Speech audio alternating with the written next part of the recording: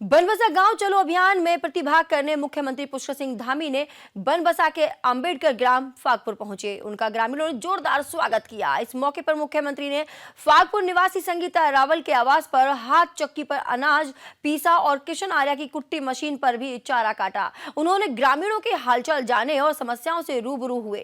चलिए दिखाते हैं आपको कि ग्राम फागपुर बनबसा में आयोजित गाँव चलो अभियान में सीएम धामी ने प्रतिभाग किया और क्या कुछ खास रहा।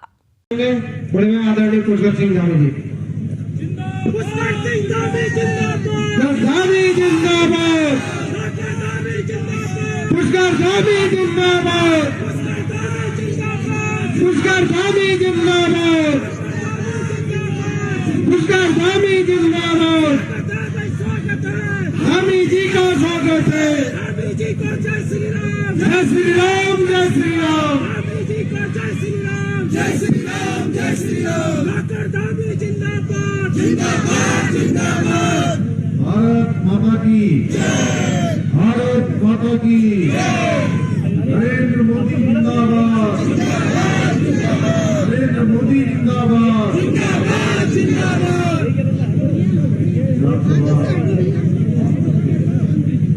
आज गाँव चलो अभियान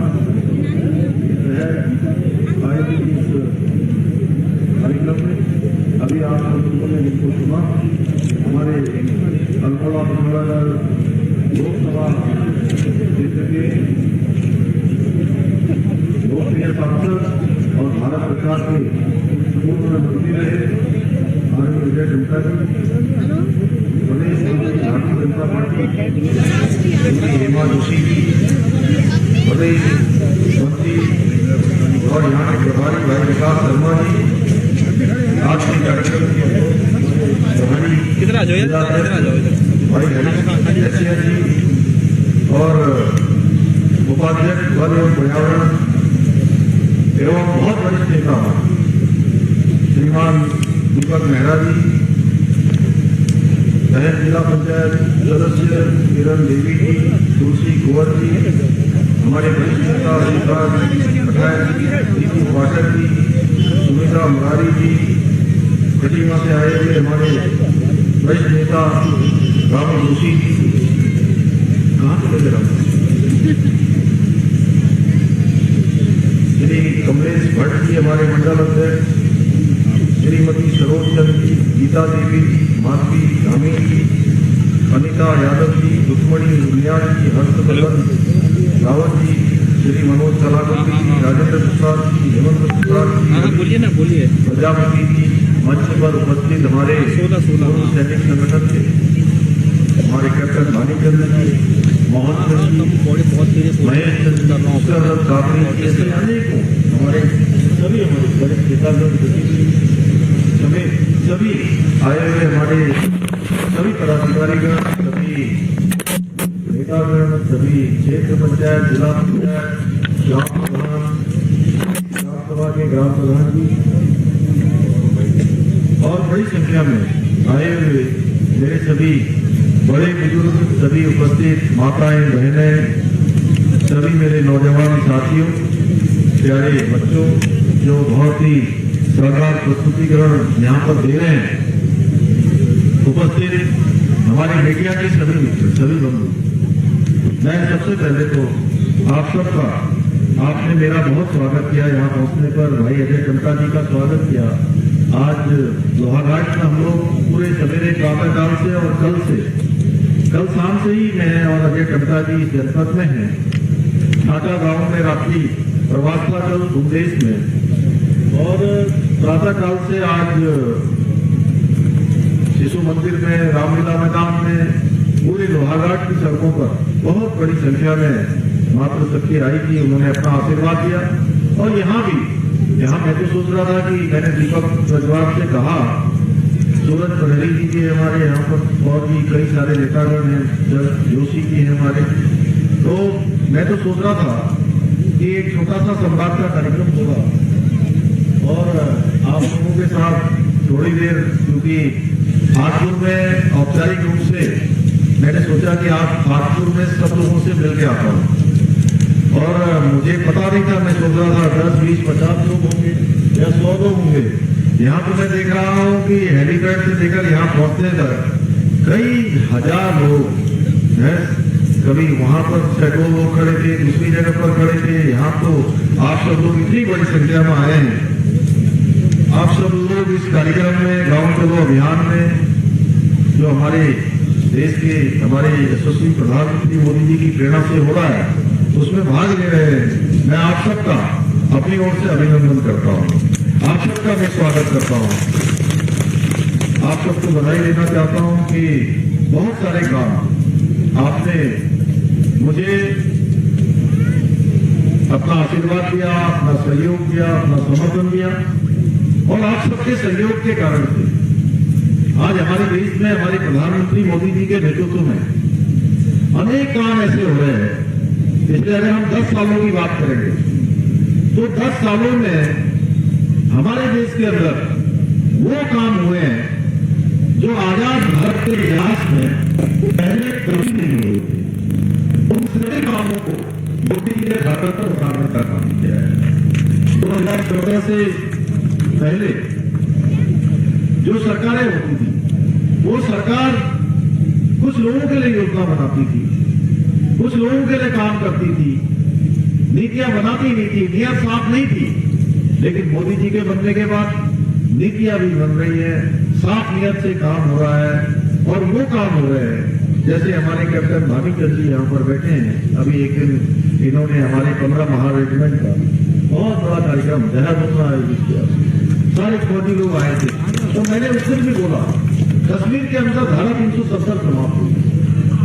वो कश्मीर जो भारत का अभिन्न अंग था, लेकिन देश की आजादी से लेकर 2019 तक कोई देश का प्रधानमंत्री इतनी हिम्मत नहीं बना पाया कि कश्मीर से धारा 370 समाप्त कर दे और कश्मीर को पूरी तरह से भारत से मिला दे।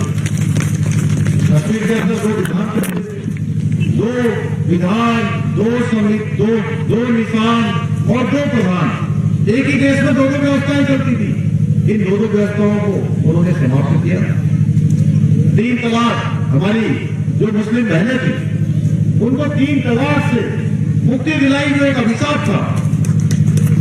और अभी 22 जनवरी को आप सबको पता है क्या हुआ था। 22 जनवरी को अयोध्या में क्या हुआ था?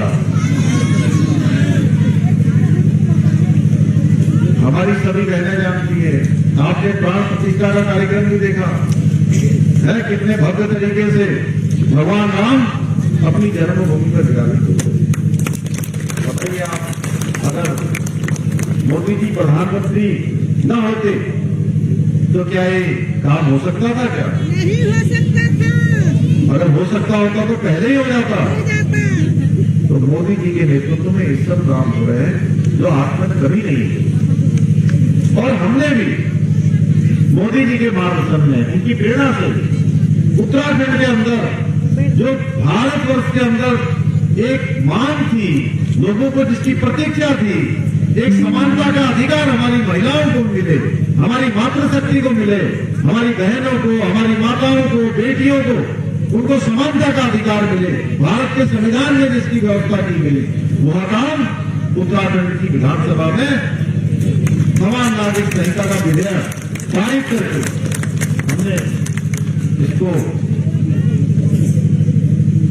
इस एक्ट के रूप में हमने यहाँ पर पारित कर दिया। और उत्तराखंड देश का पहला राज्य बन गया। उत्तराखंड से गंगोत्री निकलेगी, संविधान की गंगोत्री, समानता की गंगोत्री, जिसमें कोई भेदभाव नहीं होगा, कोई मिलावट नहीं होगी।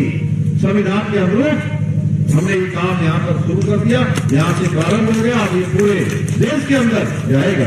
हमने अन्य राज्यों से भी अपेक्षा करी है कि अन्य राज्य भी इसको अपने यहाँ लागू करेंगे। आने वाले समय में मातृशक्ति को जीने का अधिकार मिलेगा, आत्मबल का अधिकार मिलेगा, आत्मरक्षा का अधिकार मिलेगा, उनके सशक्तिकरण का रास्ता बढ़ेगा, रोजगार बढ़ेगा, स्वरोजगार बढ़ेगा, वो अपने पैरों पर खड़े होंगी, मजबूती से उनको आगे बढ़ने का अवसर मिलेगा। इसमें हमारे बच्चों को भी सुरक्षा होगी, बच्चों की भी सुरक्षा का प्रावधान किया गया है, बुजुर्गों की भी सुरक्षा का प्रावधान उसमें किया गया है। हमने कहा है हम न्याय के सिद्धांत पर काम करेंगे, हम तुष्टीकरण किसी का नहीं करेंगे। उत्तराखंड के अंदर उत्तराखंड देवभूमि है, जहाँ गंगा निकलती है, यमुना निकलती है, शारदा मैया, महाकाली निकलती है, अनेक नदियां जो पूरे साल भर प्रभावमान रहती है। हमारे यहाँ जहाँ चार धाम है, जहाँ केदारखंड है, वही मानसखंड है। प्रत्येक स्थान पर कोई न कोई देव विराजित है। जहाँ देखिए आप देवभूमि, देवभूमि इसीलिए कहा जाता है। प्रत्येक परिवार से कोई न कोई सेना में, कोई अर्धसैनिक बलों में, पैरामिलिट्री में। हमने चुनाव से पहले आप सबके सामने कहा था कि नई सरकार का गठन होगा तो हम सबसे पहले कोई काम करेंगे तो समान नागरिक संहिता का हम कानून बनाएंगे। यहाँ भाइयों बहनों, धन्यवाद धन्यवाद मोदी जी का धन्यवाद, धन्यवाद धन्यवाद मोदी जी का धन्यवाद, मोदी जी का धन्यवाद, मोदी जी का धन्यवाद, मोदी जी का धन्यवाद। भाइयों बहनों, बहुत सारे काम हमने आगे के अपने प्रस्ताव में लिए हैं। उत्तराखंड हिंदुस्तान का अग्रणी राज्य बने, आगे की पंक्ति का राज्य बने, उसके लिए हम काम कर रहे हैं। हमारे प्रधानमंत्री जी ने बाबा केदार की भूमि से पहली बार कहा था कि 21वीं सदी का तीसरा दशक उत्तराखंड का दशक होगा और हमको उत्तराखंड का दशक बनाना है। आपने देखा होगा कि बहुत सारी चुनौतियां हमारे समक्ष आई, बहुत परेशानियां आई, लेकिन हम लगातार आगे बढ़ रहे हैं। हम चुनौतियों को भी अवसरों में बदल रहे हैं, चुनौतियों को भी कठिनाई से उनका सामना कर रहे हैं। आप सबके आशीर्वाद से उन चुनौतियों को भी पार करने का काम कर रहे हैं, क्योंकि हमने संकल्प लिया है कि हमारे प्रधानमंत्री जी का जो एक भारत श्रेष्ठ भारत का जो उनका संकल्प है, उस संकल्प में देवभूमि उत्तराखंड भी अपना योगदान देगा, हर क्षेत्र में योगदान देगा। इसलिए हम लगातार फैसले ले रहे हैं, लगातार हमने कई निर्णय लिए, आगे निकट भविष्य में भी हम निर्णय लेने वाले हैं। अभी मैं जब आ रहा था तो मैं सुन रहा था, वो यहाँ से भाषण कर रहे थे, तो वो कह रहे थे कि अभी इन्वेस्टर ग्लोबल समिट हुई, हमारी दीदी कह रही थी, हेमा जोशी की ग्लोबल इन्वेस्टर समिट। इस समिट में दुनिया के 50 से भी ज्यादा देशों के लोगों ने हमारे उत्तराखंड में आकर उद्योग लगाने की अपना मंशा जाहिर की है, हमारे साथ एमओयू की है। 46,000 करोड़ रुपए के अभी तक ग्राउंड पर प्रोजेक्ट धरातल पर उतरने शुरू हो गए हैं। 3.5 लाख करोड़ के एमओयू हमारे साथ हुए हैं, और भी एमओयू और भी निवेशकों के करार हमारे साथ लगातार हो रहे हैं।